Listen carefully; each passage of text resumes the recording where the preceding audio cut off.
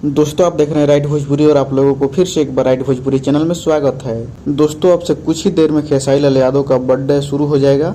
तो दोस्तों जन्मदिन तो हम लोग मनाएंगे ही, उससे पहले हम आपसे एक रिक्वेस्ट करना चाहते हैं कि अभी तक हमारे चैनल को सब्सक्राइब नहीं की तो प्लीज चैनल को सब्सक्राइब कर दीजिए, क्योंकि इस चैनल पर आपको रेगुलर वीडियो देखने को मिलते रहते हैं। तो दोस्तों अभी से कुछ ही देर में खेसारी लाल यादव का बर्थडे शुरू हो जाएगा और आप लोग अभी से देख सकते हैं अपने स्क्रीन पर पूरे पटना में होर्डिंग लग चुका है, जो कि बहुत ही बड़े बड़े बैनर लगे हुए हैं। अभी तो शुरू ही हुआ है। अपने स्क्रीन के ऊपर देख सकते हैं आदिशक्ति फिल्म की ओर से बैनर लगाया गया हुआ है। तो दोस्तों बस कुछ ही देर में पूरा पटना रंगीन होने वाला है।